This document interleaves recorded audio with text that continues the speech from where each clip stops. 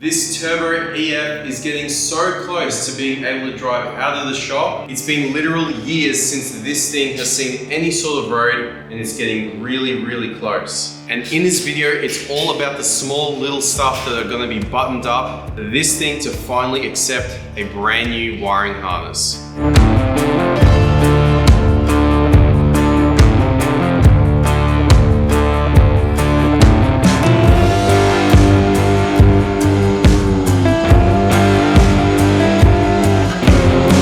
Mason from Mercfab just rocked up to the shop. He's the same bloke that installed all these hoists. How are you, Mason? What's going on? So, he has brought over a new toy, something I've never seen before. This is essentially an AC MIG welder, and what that means is that it enables you to weld aluminium. This is TIG welded, but his MIG alley welds are almost as good, if not better. And when we're talking about the EF, it just needs to be good enough. So this is what Mason has done to that little pipe that we did in the last video. Pretty good job, thank you. On the inside, it's still a little bit messed up from when Rex and I tried to weld it using the wrong tungsten. That's what we figured out. Just need to die grind all that back and then it should be sweet. But right now, I need to take that throttle body off while Mason sort of mocks up a few of the pipes, see where they need to go. Should be good. Should be good. Yeah. Should be good fun once we sort out I want to see this this MIG welder in action. So this is what Mason has come up with. This is a 3-inch pipe that he fabbed up. This is my original 2.5-inch intercooler piping. I have a 3-inch to 2.5-inch reducer. So we just got to pop that in this tiny little gap and it should work. It doesn't look pretty at all, but it should do the job. It's okay. Yeah, it's fine. I mean, we made the rest of the bay look nice by shaving and painting and all that, and then now it's just... It's like sucking a golf ball through a garden hose. What's that? It's like sucking a golf ball through a garden hose. You're like 3 years older than me, and that is the most boomer thing I've ever heard you say.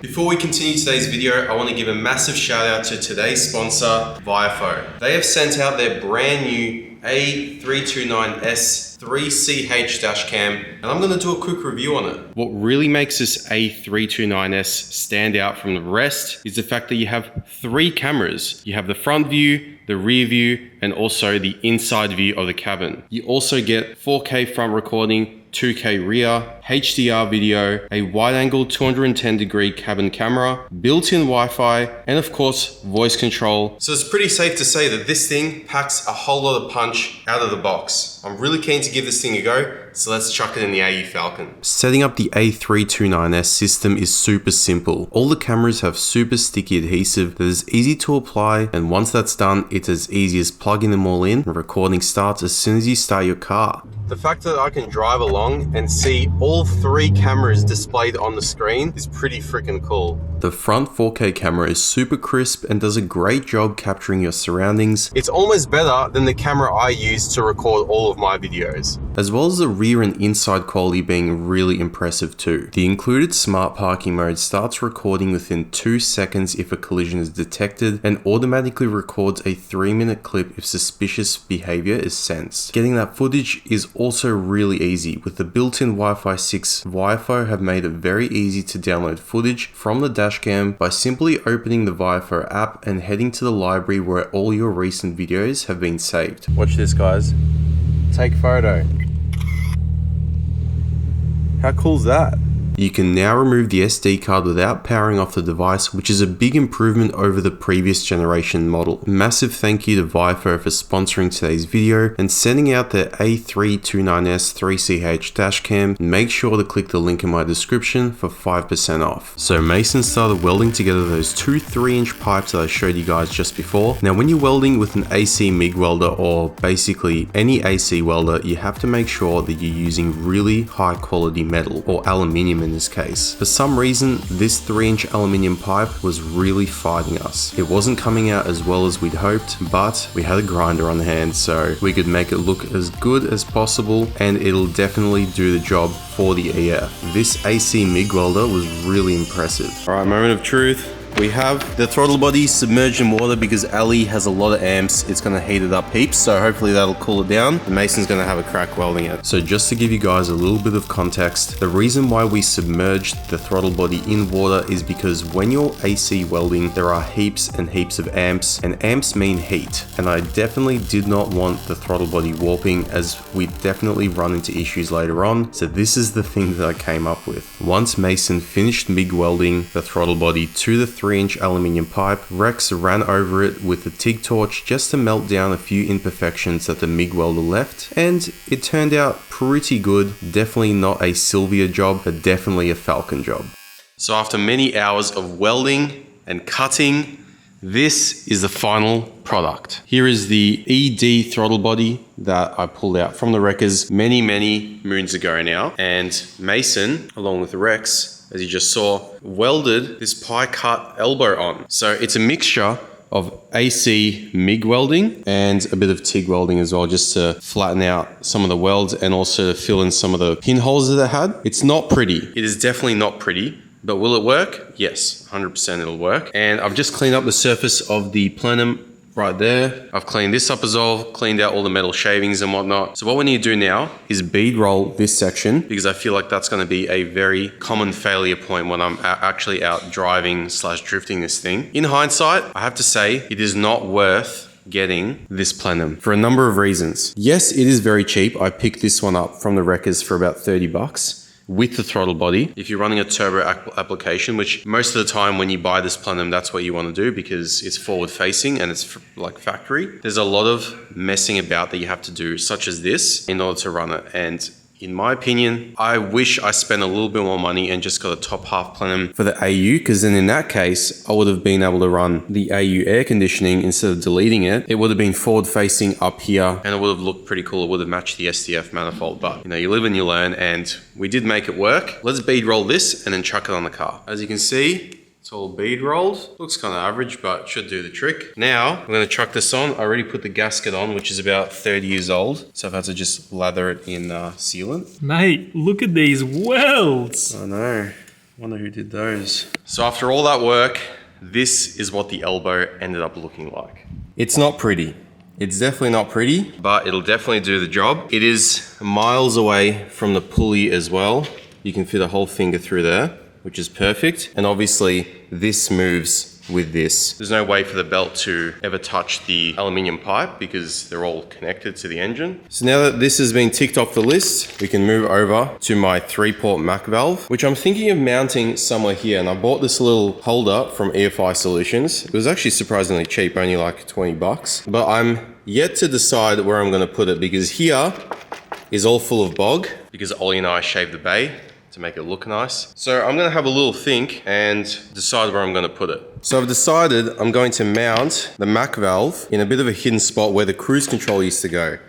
So I'm gonna mount it right here, and conveniently, there are already 2 holes that line up perfectly. I don't know how. Ford just knew that there was just gonna be a Mac valve sitting there. The only thing I have to do is just drill the holes slightly bigger, because the bolts that the kit supplies are slightly too big. Ollie's also here. I don't know what he's doing, something wiring related. Swearing. He's trying to get, what are you trying to get? The climate control unit out. Sorry guys, my bad. Subscribe. Get out. Subscribe. Nathan Pakin. Anyway, what were you doing? I want to pull your engine loom out.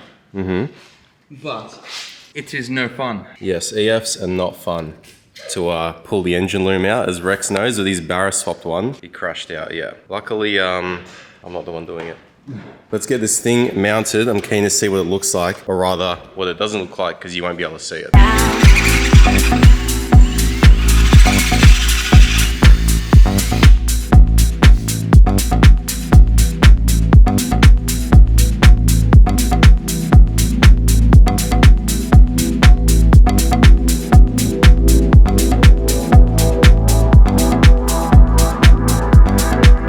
What that Mac valve looks like all fitted up.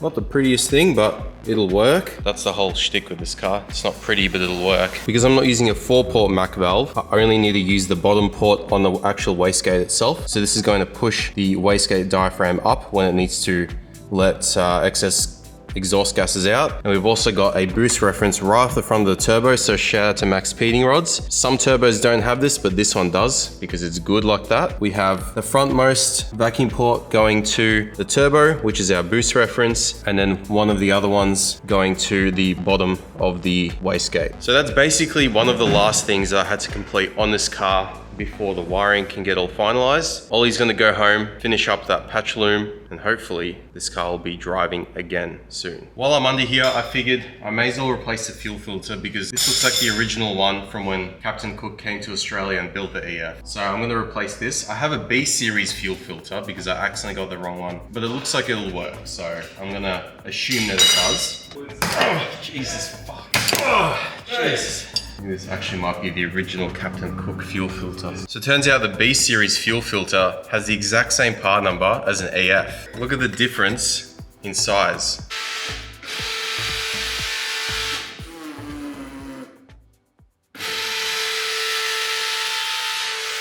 Lachlan's hoist is the worst sounding hoist out of all three of our hoists. And he got it from Sydney.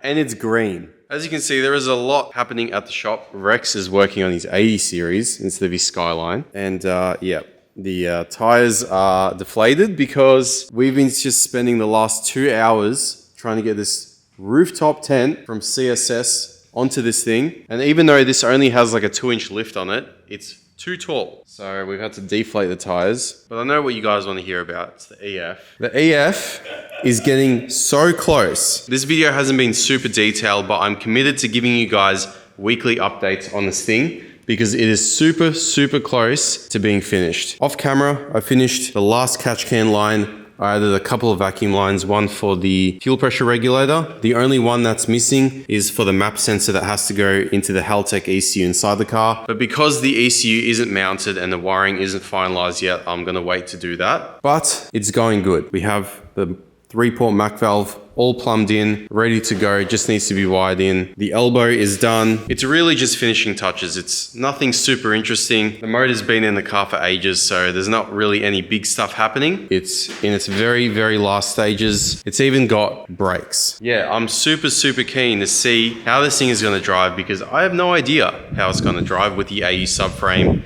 with the turbo intake and all of that. It's a bit of a mystery, but at the moment, it's going to be running stock injectors for the meantime because the 1150cc injectors I got, for some reason, they just stay open. There's something wrong with them, so I'm gonna need to buy new injectors. But just to get it driving, it's gonna be on the stock injectors on 98, and then we're gonna switch it over to E85 and put some bigger injectors in it. But that will all come in the very near future. It's looking pretty good. I'm happy with how it's turning out. I'm very, very glad that I've started to work on this thing again. And it's on the finishing straight, so I'm keen to see how it comes out at the very end. But it's coming to the stage now where this thing is almost done. It's not gonna go anywhere, but it's almost done, the project stage. It's time to start thinking about the next project car. Now I've got a few in mind, but if you stay till the end of the video, I want you to give your suggestions in the comments down below what kind of project car I should get next, because I'm thinking something Aussie, but I'm not quite sure yet. So leave your suggestions down in the comments below.